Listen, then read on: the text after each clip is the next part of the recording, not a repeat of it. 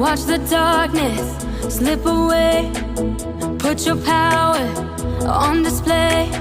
Say goodbye to fear and shame. We won't stop coming after you. We won't move until you move. Come and do what only you can do. Come and do what only you can do. We won't stop coming after you. We won't move until you move. Come and do what only you can do. Come and do what only you can do. Move.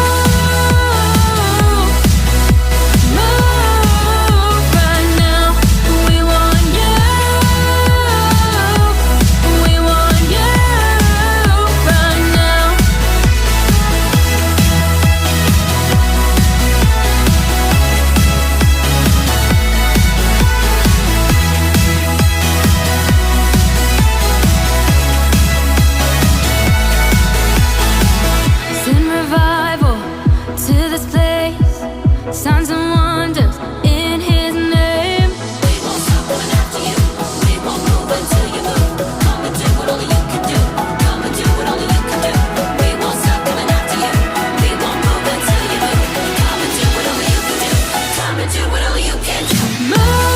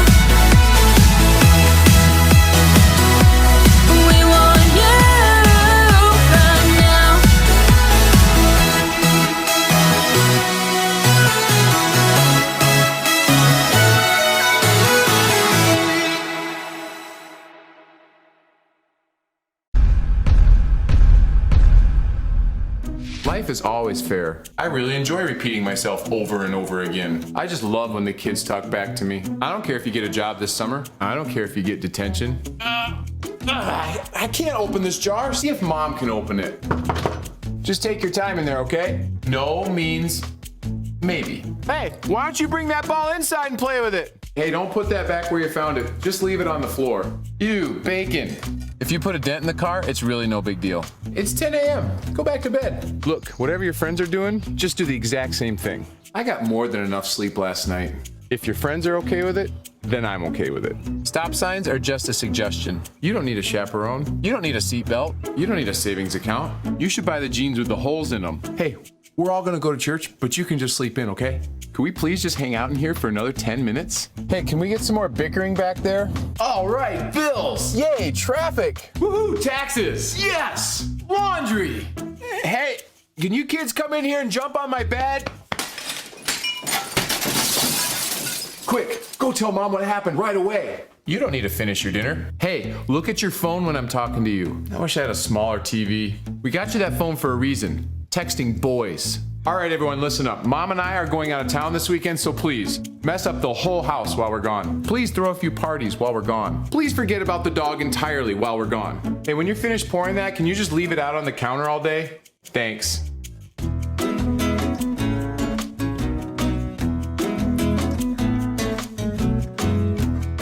Hey, what are you doing? I'm gonna bungee jump out of this tree. That's a really good idea.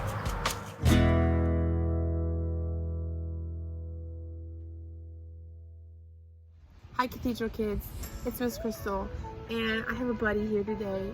It's my son Andrew. Andrew, where's our memory verse found? Colossians 3:23. That is right, Colossians 3:23. Whatever you do, work at it with your whole heart, as if working for the Lord, not for humans, not for people, And who are we learning about that worked really hard for the Lord?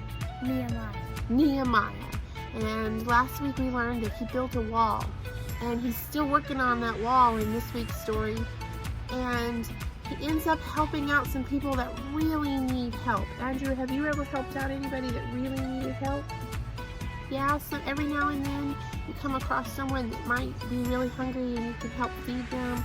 Or we have some friends in our church that have helped put shoes on people that don't have a whole lot of shoes, access to good, sturdy shoes. We have, donated to the food bank just this summer.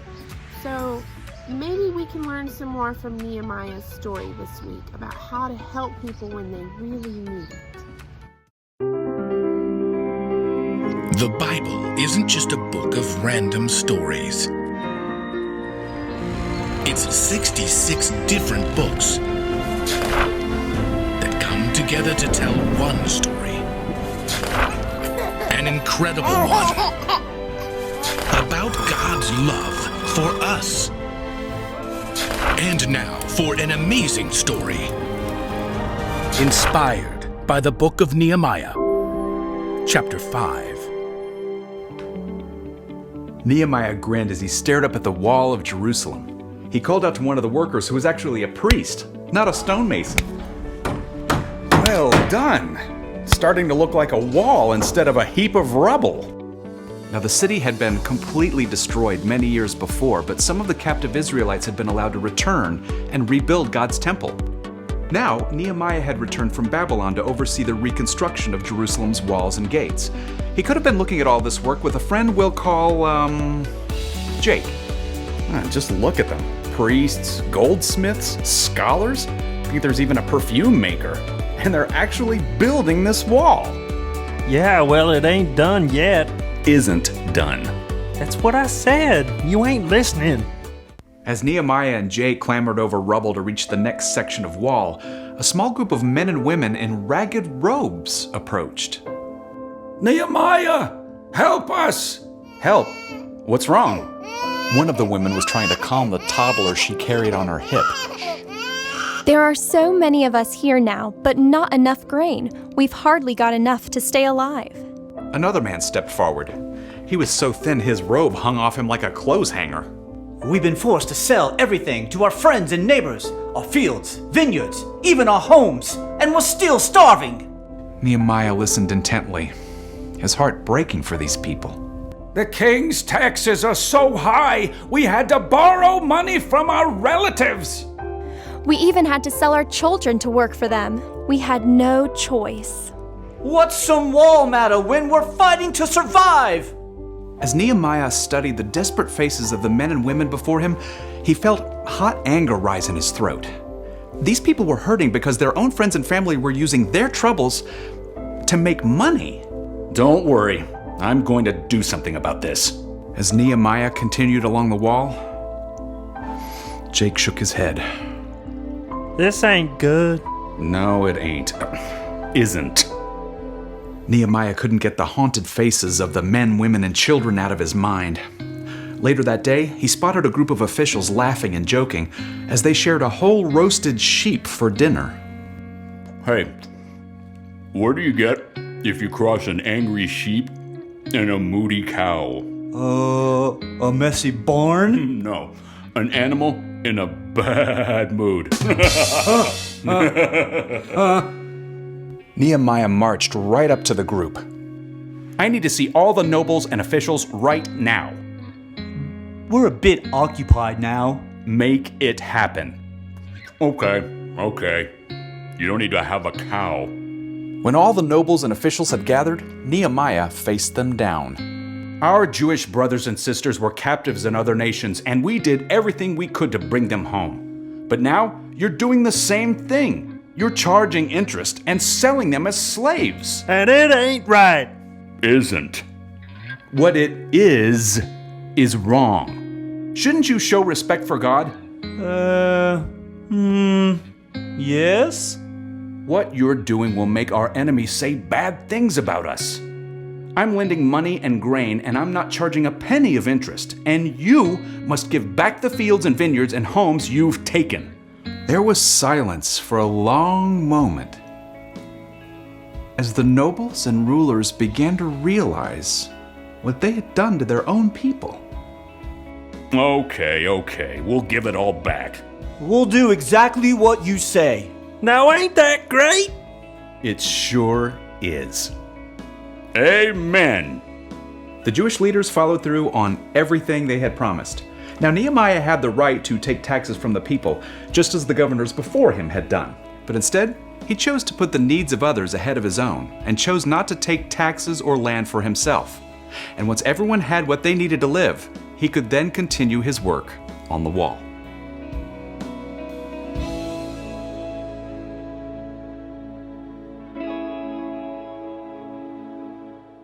That was such a great story, huh, Andrew? Who's always on our side when we know that someone needs help? God. God is always on our side. And we can learn a lot from this month's memory verse to work at things that we are doing with our entire heart. But you know who else does a lot of stuff with their whole heart? Dad. And I think that we have a few dad jokes to tell you guys. And a really awesome close to today's lesson. Stick around for some info about our dads. How do you make a Kleenex dance? You put some boogie in. How does the ocean say hello? It waves. What do you call a dog that does magic? A labrador and albatross. Can February March? No, but April May. What do you call a fish with two knees? What? A tuna fish. This graveyard is crowded. People must be dying to get in here. How does Darth Vader like his toes? I don't know. On the dark side. Why do babies have sticky hair?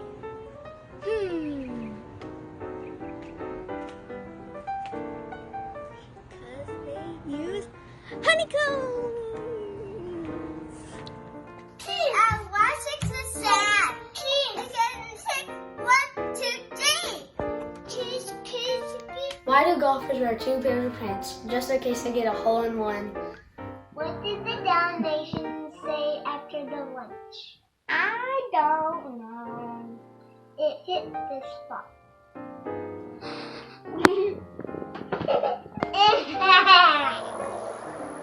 A big dipper flows straight to the sun. When you dropped the math at school. Bye, son. You're my piece of joke. Never mind. It's too easy. First, the raisins were at a comedy show, and there were microphones in front of them. And the banana said that the jokes were great. Love you, Daddy. Happy Father's Day. Father's Day. Love you, Daddy. Happy Father's Day. Happy Father's Day. Happy Father's Day. Happy Father's Day. Father's Day. Happy Father's Day. Love you, Dad. Happy Father's Day to all the fathers. Happy Father's Day. I love you, Daddy. Happy Father's Day. I forgot the part. What was it again?